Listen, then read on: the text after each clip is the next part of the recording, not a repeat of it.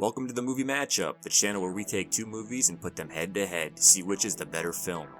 Tonight's matchup, we see two of the best 80s vampire movies going head to head, Fright Night and The Lost Boys. Both films put teenagers against the blood-sucking creatures of the night, all while getting help from some of the coolest vampire hunters in vampire movie history. So let's find out which of these vampire movies sucks less, or more should I say. Will Fright Night have enough faith to make it through? Or will Lost Boys bathe in the spoils of victory? Find out on this movie matchup. Okay, let's break these two 80s vampire movies down. We'll do this by breaking the movies down into categories or rounds, and for this 80s blood-sucking competition, these will be our rounds. 1. Teenage protagonist. 2. The vampire hunter. 3. Scare factor. 4. The vampire. 5. Music and score. 6. Special effects. And 7. The final showdown. So sharpen your wooden stakes and fill your canteens full of holy water. It's time for the matchup. Round 1. Teenage protagonist. So both of these films feature teenagers who are battling against the forces of evil in the 1980s, and trying hard not to join the Vampire's Breakfast Club. What was that? A little vampire humor? First, let's start with Lost Boys. Our heroes are brothers Michael and Sam, and their recently divorced mom is taking them to live with their grandfather in Santa Carla, one of the safest places to raise a family. Is there any jobs around here? Nothing legal. Well, at least their grandfather seems normal. Talk about the Texas Chainsaw Massacre. Rules! We got some rules around here. Both Sam and Michael are quick to make friends. Unfortunately, Michael, played by Jason Patric, befriends a group of vampires who turn him weirdly not by biting him, but by using a teenager's biggest weakness, peer pressure. Michael. It's blood. Yeah, sure. Now, younger brother Sam, played by Corey Haim, has to save his brother's life before it's too late. The first half of this movie plays out like a John Hughes movie. It focuses on Sam and Michael adjusting to their life in Santa Carla. And it isn't until an hour into the film that our heroes see their first vampire. So the beginning of this movie really leans on both Jason Patric and Corey Haim. Luckily, they have great chemistry together, probably due to the fact that both actors spent a lot of times together before filming to help create that brotherly bond between the actors, which appears to have helped a lot because both are very believable as siblings. It's just the little things they do in their scenes, from hitting each other, to attacking each other's wardrobe, to trying to kill each other and then threatening to tell mom. You're a vampire, Michael. My own brother, a goddamn shit-sucking vampire. Oh, you wait till mom finds out, buddy. Now, while most vampire films usually feature a romantic relationship, where it's usually a man trying to stop his true love from being seduced by the vampire, The Lost Boys flipped the script, making it a brotherly relationship. It adds a different and fun dynamic to the movie. It makes for some great scenes and funny dialogue between the two. One of these great scenes is when Michael succumbs to his urges, attacking his brother while he's taking his bubble bath.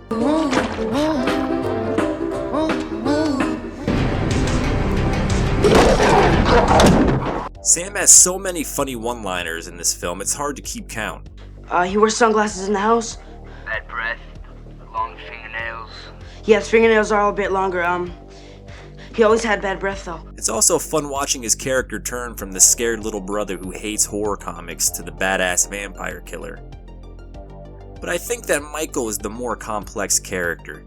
Being the older brother and his father seemingly walking out on the family, it's his responsibility to become the man of the house, but he's not ready to take on this responsibility.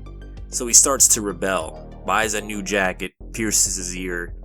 The vampires act almost like a metaphor for eternal youth, and Michael not wanting to grow up, but to stay young forever. Even the scene of Michael turning plays out more like a drug than an actual vampire.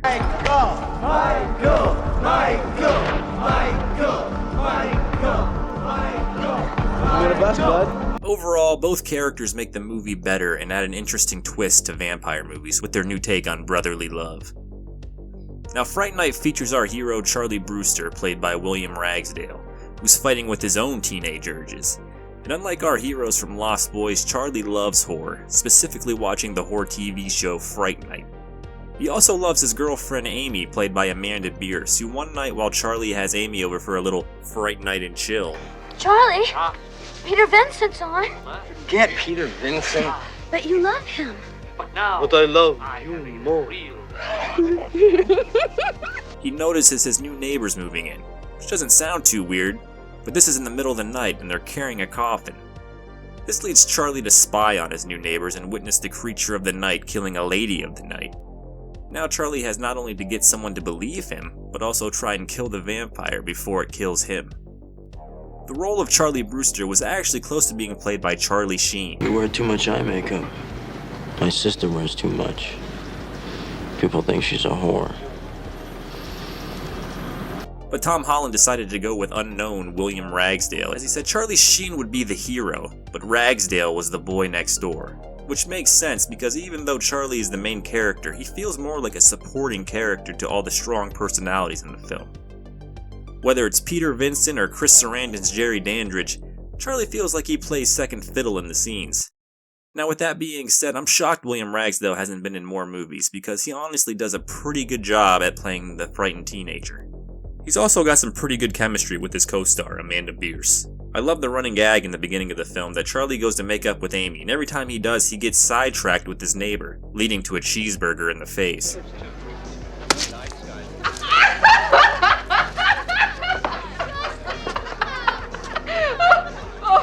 Oh, you're so cool, Brewster! Now I'll cut Charlie a little slack as he's a teenager, but he's not the sharpest stake in the vampire hunter's tool bag, as his first plan of action is to tell the police about his neighbor, and he plays it totally cool. And you'll find Jerry Dandridge in it, sleeping the sleep of the undead. Ooh. I mean, what did he expect to happen? And say the cop did find Jerry Dandridge downstairs, sleeping the sleep of the undead. What was his game plan? He had no steak, no garlic, no holy water. Jerry would have killed them both.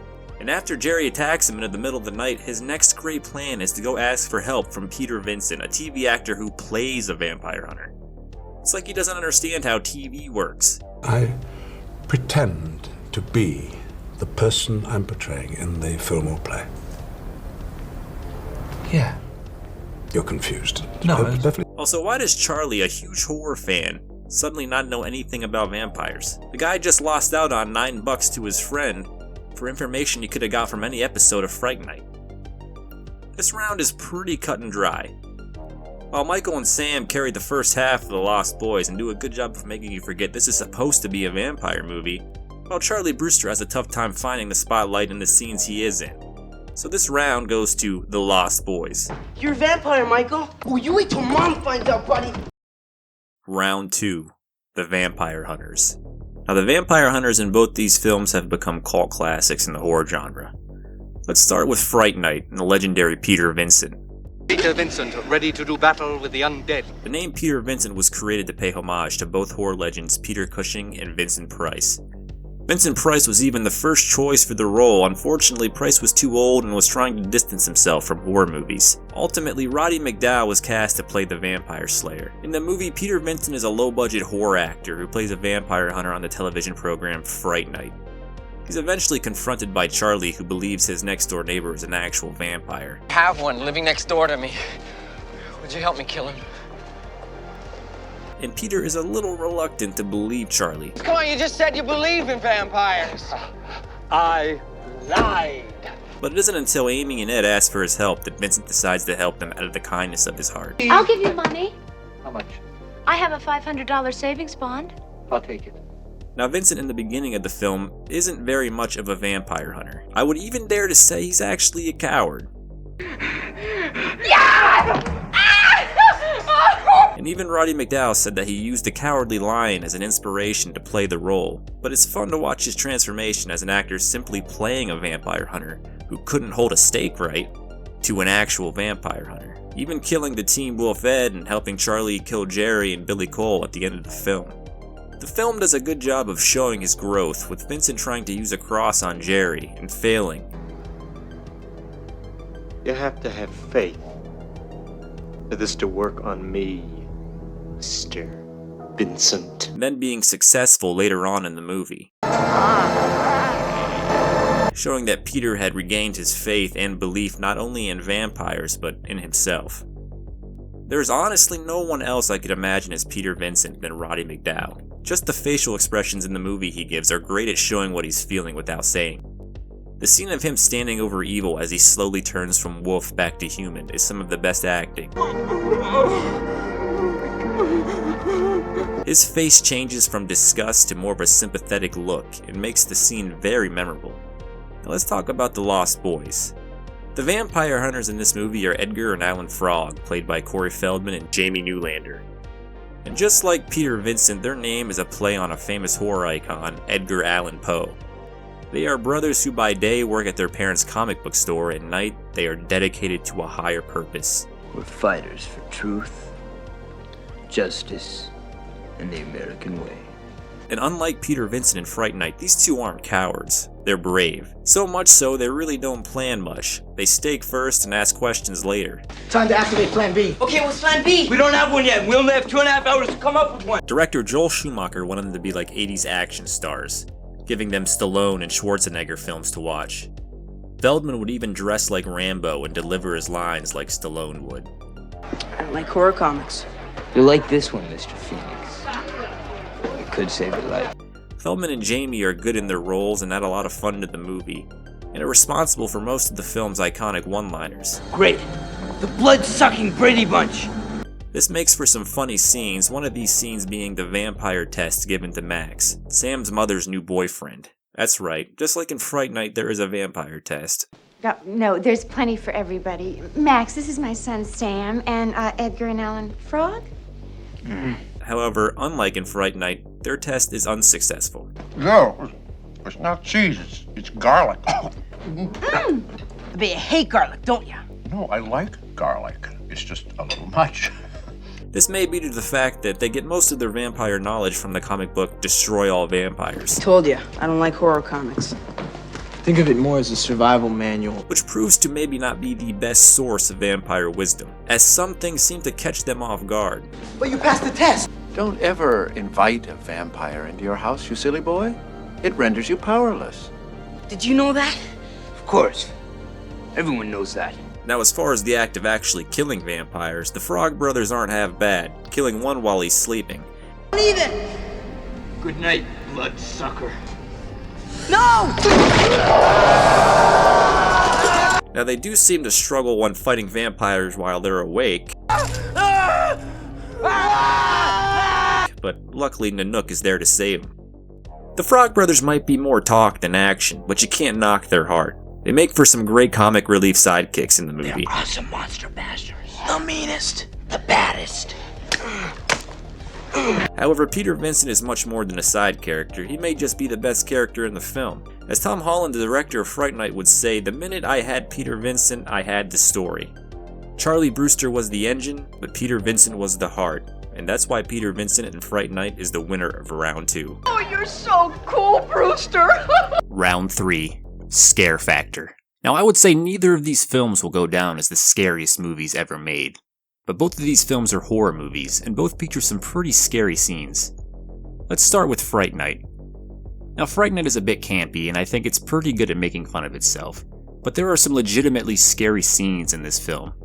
First of all, the vampire makeup makes Jerry and Ed a little more monstrous, which in itself makes the vampires scarier and more menacing. I actually believe that Evil Ed may have some of the scariest vampire makeup in any vampire movie.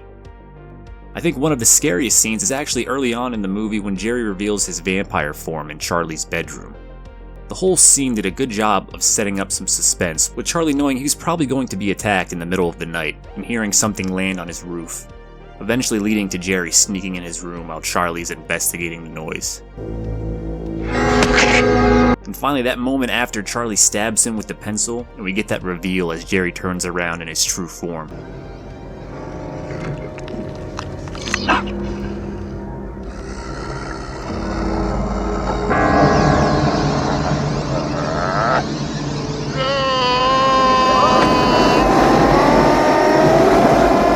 Funny enough, another scary moment in this film is another vampire reveal, and most fans will know exactly what scene I'm talking about.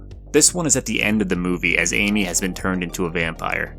I really think it's the cinematography that makes this scene as horrifying as it is.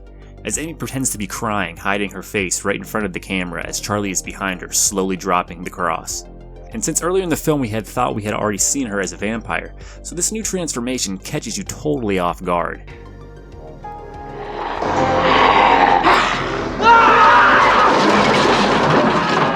Now the shark mouth was created last second, as director Tom Holland thought it had a chance for a real scare here, and he was right. It would even go on to be a part of the movie's poster. The scene was a great way to show how camera angles can really add to the horror of a scene. But Fright Night is not the only movie to use the camera to its advantage, as The Lost Boys will also use the cinematography to its advantage. Most of the vampire attacks in this movie are shown from the vampire's perspective, as the camera is in the air looking down at its prey like we are flying along with them. And unlike Fright Night, we don't see any of the vampires' faces, we just see our victims looking into the sky, terrified, then pulled up into the darkness, screaming.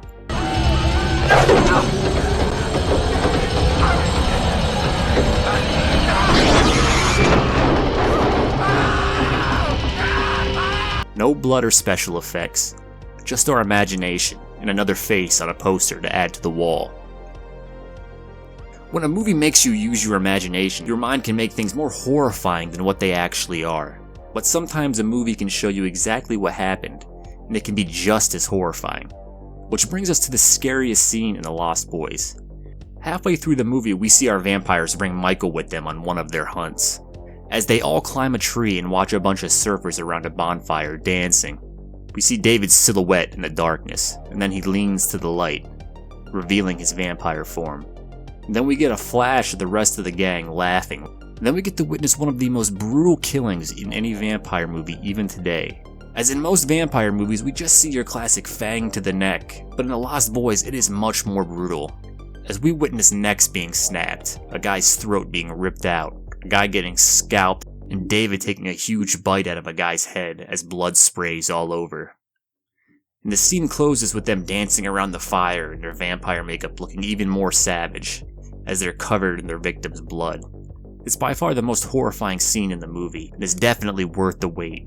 Now, the vampire makeup in The Lost Boys is nowhere near as scary as some of the makeup in Fright Night, but I feel like the simplicity of it makes the movie less campy. To me, The Lost Boys is a much darker film than Fright Night, and much more of a horror film, as it's not just the vampire's makeup that makes them scary, but also the brutality in how they kill their prey. And that's why The Lost Boys takes round 3. Initiation's over, Michael. Time to join the club. Round 4. The Vampires. Vampire movies have been around since the 1920s, before there was even sound in movies. And we have seen many iterations throughout the years, with some going the more traditional way like Dracula and Nosferatu, and others like these two movies that take vampires and put them in a modern setting, and maybe are two of the best at doing that. So let's start with The Lost Boys. Our vampires in this movie are a teenage biker gang who is dressed by Billy Idol.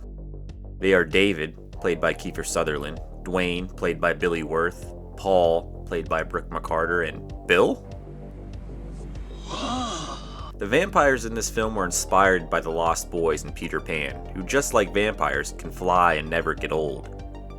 Director Joel Schumacher wanted the vampires to be young and physically attractive. I really like the idea of them being younger, as it's a different spin than your traditional vampire movie.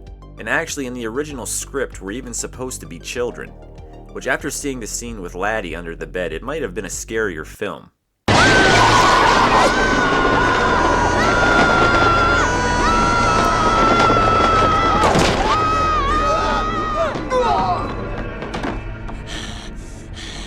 Holy shit! It's the attack of Eddie Munster! Get him!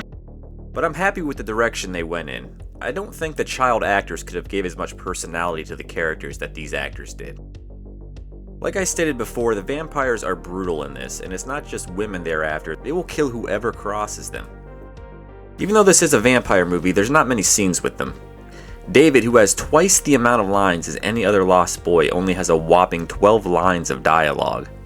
Now I feel like a lot of people would be surprised by this. That is because with the short amount of scenes and lines they do speak, the actors do a great job of standing out. Especially Kiefer Sutherland's David, who really steals the scenes he is in. One of those scenes being Michael's initiation with the Chinese food. How are those maggots? Maggots, Michael. You're eating maggots. How do they taste?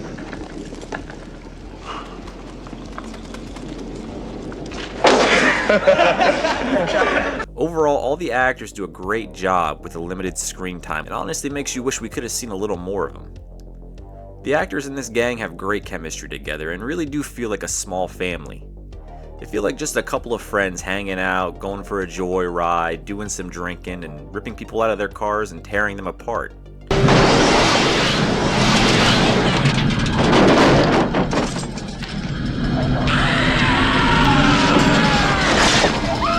And all the while looking like they're having the time of their lives. Overall, the vampires in The Lost Boys have limited screen time, but the scenes they are in makes you wanting more. Now, Fright Night is a movie that features a lot more of its vampire. This movie's vampire was also inspired by a children's story, The Little Boy Who Cried Wolf, except the wolf is a vampire living next door, Jerry Dandridge, played by Chris Sarandon. Now, while it's set in a modern setting, Jerry Dandridge feels closer to your traditional Dracula. Even his long trench coat feels like a modern cape with him using it to hide his face. He also seems to seduce his prey like Bela Lugosi in the original Dracula. And unlike the Lost Boys, he also has a lot of your traditional powers and weaknesses of your classic vampires, like turning into a bat and his hatred of crosses and sunlight. But I think all of that is what makes the vampire fun in this movie, as if it's really Dracula who moved in next door. And one of the real strengths of this film is Chris Sarandon. He gives an awesome performance with his overly dramatic delivery of dialogue. Welcome to Fright Night.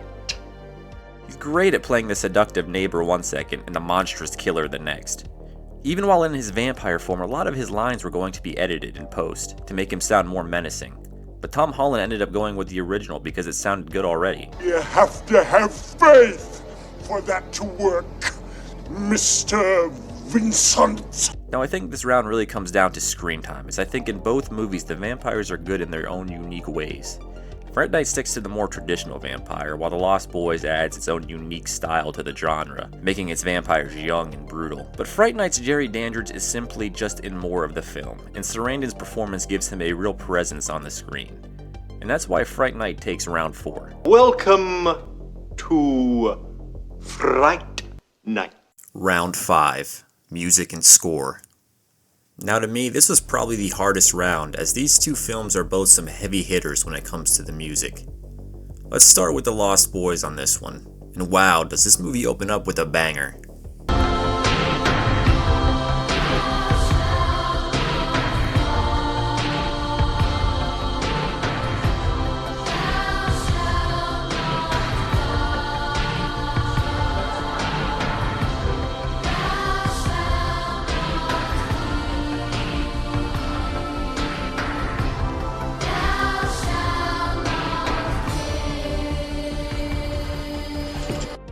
Cry Little Sister is one hell of an opening intro song, as we get that low bass drum in the back which almost sounds like a heartbeat, as the camera slowly drifts over the coast as the children's choir kicks in, adding to that youthfulness the film tries to portray. It's a great opening song and really captures the gothic feeling of the movie. Amazingly enough, the song was written by Gerard McMahon, who never saw a single scene of the film. He'd only read the script and had wrote the song in 2 to 3 hours. He stated that he didn't want the song to be about vampires, but more about the longing of family from a rejected youth's perspective.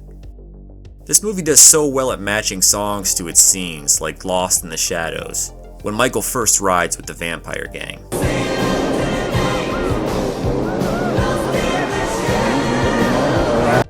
Or People Are Strange when introducing us to Santa Carla. I mean, a lot of this movie feels like an MTV music video. You know what it means when there's no TV? No MTV. Now you might be asking yourself, how the hell could this music get any better? I bet you weren't thinking a sweaty muscle-bound saxophone player on a beach.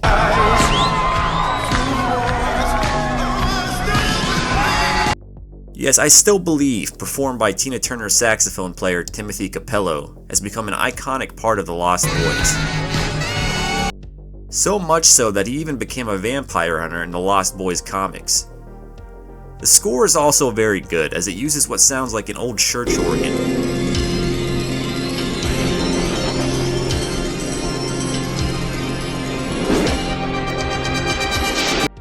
and every time we get the aerial shot, we hear what almost sounds like the fluttering of bat wings.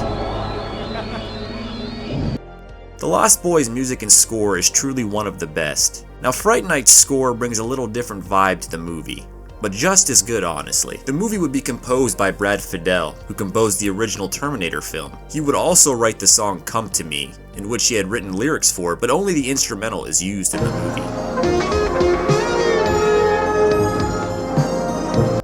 The song really fits with the seductive classic vampire vibe that Jerry Dandridge gives off in the film. The song has almost a dark, brooding, romantic sound to it.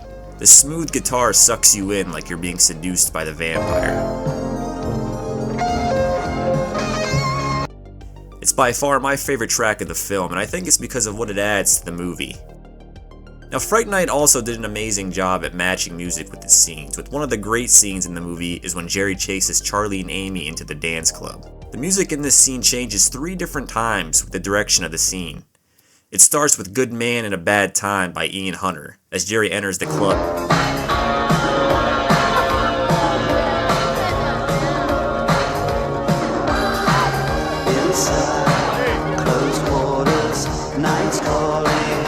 And then changes it to Give It Up by Evelyn King, when Amy is seduced and put into a trance by Jerry.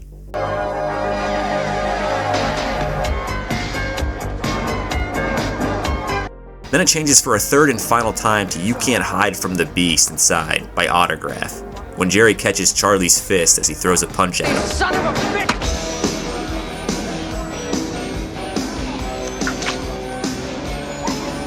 Shouldn't lose your temper, Charlie. It isn't polite. Each song makes for a memorable scene, from Amy not seeing Jerry in the mirror while dancing to the security guards getting their throats slashed. Now, Fright Night's score is where it really shines in my opinion, as the high notes on the guitar sounds almost like nails scratching on the chalkboard.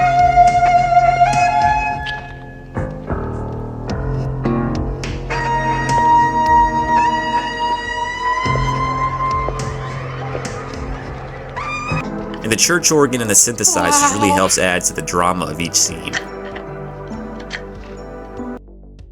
Now, both movies have very different styles when it comes to the music, and I think both do a great job of capturing the feel of what both films were going for. But I feel like the music in The Lost Boys has just made some of the scenes really stand the test of time. I mean, Cry Little Sister is such a great song, and is still being covered by different bands today. Even Marilyn Manson has covered the song. The song just really captures the youthfulness and the family aspect that the rest of the film leans on so much. And maybe if Fright Night also had a sweaty, muscle-bound dude rocking out with the saxophone. This round may be different, but for now, this round goes to The Lost Boys. Death by stereo. Round 6. Special Effects. Now this round is not close, as one movie really stands above the other. In The Lost Boys, the special effects were done by Greg Cannon, who would do the makeup for movies like The Exorcist 3, Nightmare on Elm Street 3, and Dreamscape. But believe it or not, none of these movies are the scariest makeup he's ever done. Squeeze me? Oh no, you did. The makeup in this film was actually inspired by an old newspaper clipping Greg Cannon had of a tennis player. The photo had faded, giving the same shapes that would be used for the makeup in the movie. The design was kept more simplistic, only adding prosthetics to the forehead and cheekbones. Joel Schumacher wanted to keep the vampires more sexy and sleek, and less monstrous. It would inspire many different vampire films going forward, like Buffy the Vampire Slayer. Now, a lot of the cool effects in this film are actually used in the vampire deaths. When a vampire bites it, it's never a pretty sight. No two bloodsuckers go out the same way. Some yell and scream, some go quietly. Some explode, some implode. But all will try to take you with them. From the garlic holy water bath scene that uses more of Greg Cannon's great makeup effects and ends with a great practical effect of blood gushing out of all the drains in the house. Next is the cool effect of Dwayne being shot into the stereo system and exploding.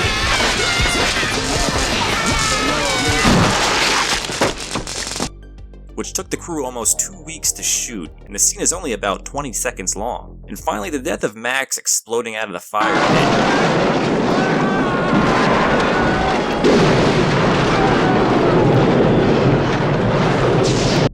Just like the Frog Brothers told us, no vampire death is the same. and us horror lovers definitely benefit from that.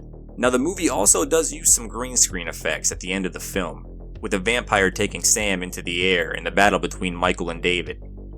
The effect looks pretty good for its time, and it was nice to see some vampires actually flying, since a lot of the shots earlier in the film were just POV shots. I also can't not talk about the bonfire scene, with all the cool gory effects showcased here. Corey Haim had stated in an interview that a lot of the blood in the film had glitter in it to give a shimmering effect. Overall, the special effects and makeup are simple but effective. Now, Fright Night would not keep their special effects simple, as it would be the first vampire movie to spend $1 million of its $9 million budget on special effects. The director Tom Holland would even say later in an interview, a lot of the special effects he had wrote in the script he had no idea how he was going to pull off. Luckily, he would hire the great Steve Johnson, who had worked on the makeup department for American Werewolf in London. The special effects in this movie would be some of the best in any vampire movie. The vampire makeup alone could be some of the greatest and scariest ever used for a vampire movie.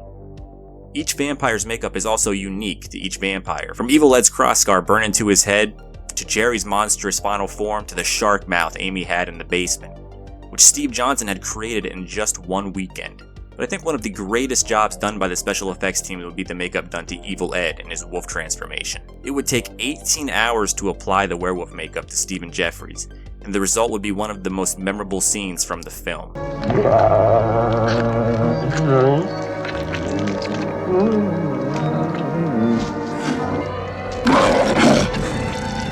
Now, as good as the vampire makeup is in this movie, it doesn't even scratch the surface of the great special effects this movie contains. The scenes with Billy Cole melting into green ooze was amazing.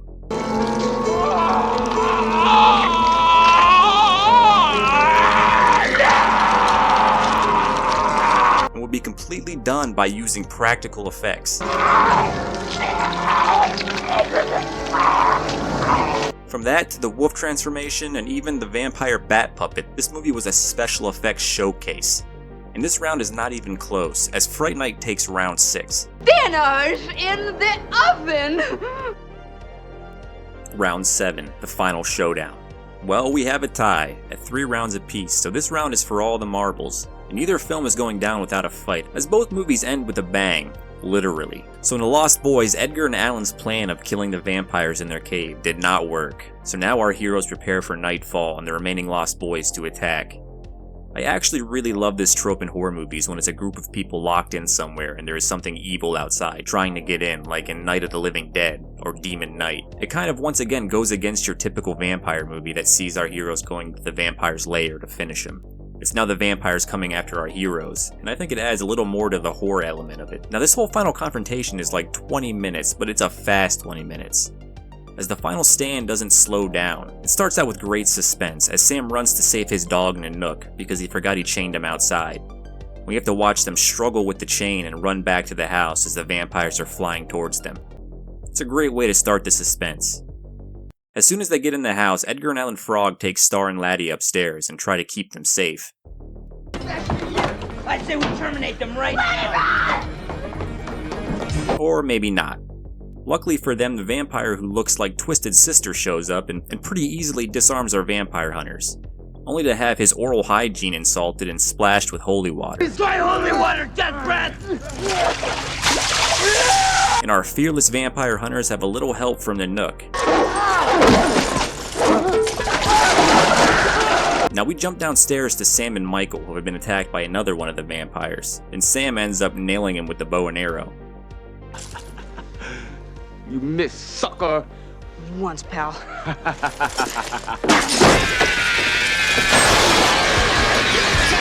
Impaling him to the stereo and giving a great one-liner. Death by stereo.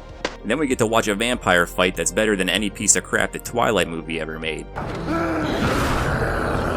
This whole fight scene's really good, and the awesome dialogue really adds to it. From the "you are a killer" line when Michael turns around to reveal his vampire face. You are a killer. To the "my blood is in your veins" line in Michael's famous reply. My blood is in your veins. So it is mine! Then we get David's death scene while the chorus of "Cry Little Sister" kicks in.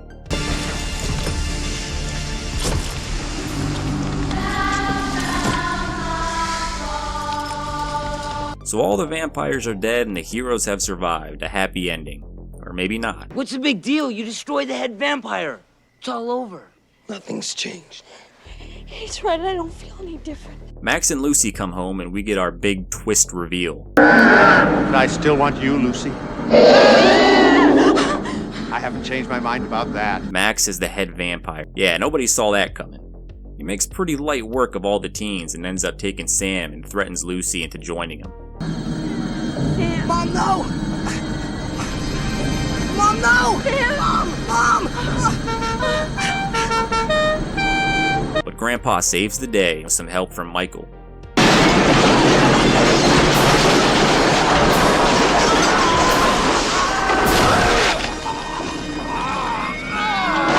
And gives one of the greatest closing lines in any vampire movie. One thing about living in Santa Carla I never could stomach.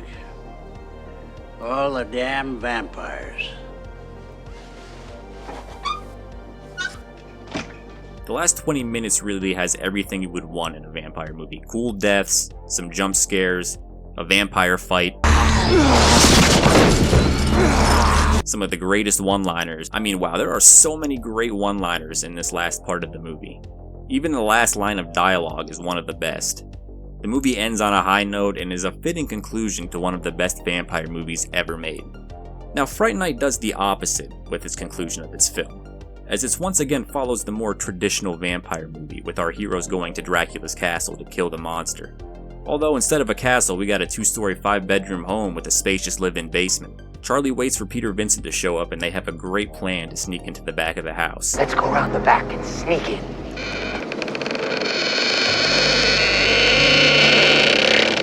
Well, plan B, I guess. Charlie and Peter make their way up the stairs and Jerry Dandridge makes his grand appearance, destroying the banisters just for effect. And delivers the iconic line.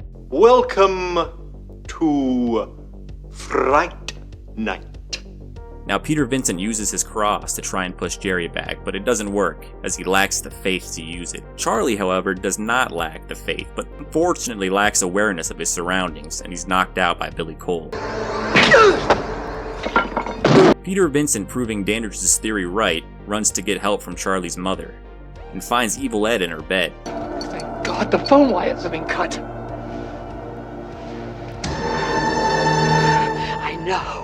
Evil turns into a wolf and attacks Peter, only to be staked through the heart, and we get that great scene with Vincent standing over Evil as we witness some of those awesome special effects. Vincent makes his way back to Dandridge's and saves Charlie, who has been kept alive to be Amy's first kill.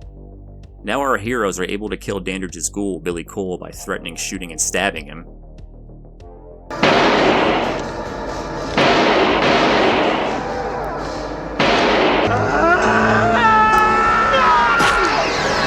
Yes, this guy totally refused to die. We once again witness some great effects of Billy literally melting down the stairs.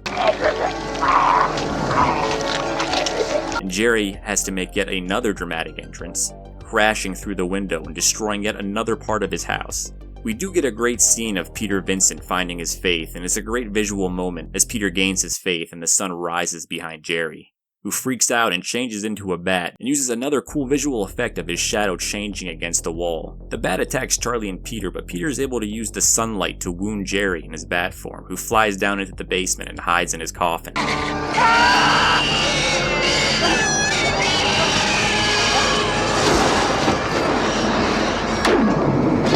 Peter and Charlie make their way down to the basement and make the very smart decision to split up.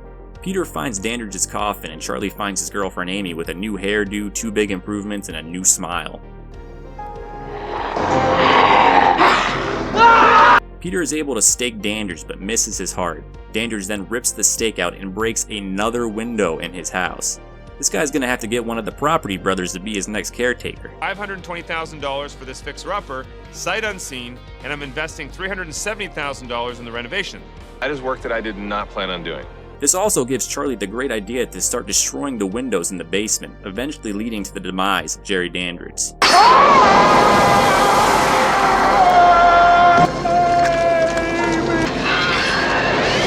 and unfortunately for Charlie, returning Amy back to normal. And just like The Lost Boys, this movie ends on a classic line.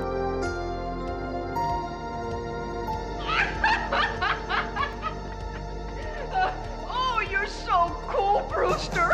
And leaves the film open for a sequel. Now, both films brought it in the last 30 minutes. Lost Boys had some great vampire deaths, added in a little vampire on vampire action, and had tons of classic one-liners, while Fright Night overloaded on some crazy special effects and some scary moments. But to me, one of these films really brought it in the final confrontation of the film. From the horror aspect, to the acting, to the special effects.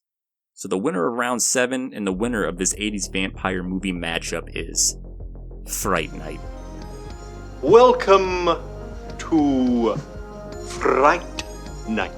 Now, while Lost Boys had so many great things about it, from the two heroes to the great story to the funny and memorable vampire hunters, let's not forget about the music, which could possibly be one of the best horror soundtracks ever created, but it just wasn't enough to bring down the performances of Roddy McDowall and Chris Sarandon. Because at the end of the day, a vampire movie should have a great vampire, and Fright Night has just that. Where Lost Boys really focused on our two brothers and made the vampires more of a metaphor, Fright Night really went all in on Jerry Dandridge, from his cool vampire powers to his horrifying vampire appearance.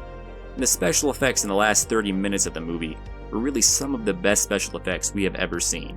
So for that, Fright Night is tonight's winner. And if you don't agree, well... Stop it. Right now. Just stop it. Mom! No, not another word. Thanks for watching this episode of The Movie Matchup. If you liked what you watched, please like and subscribe or click and watch another one of my videos. Thanks.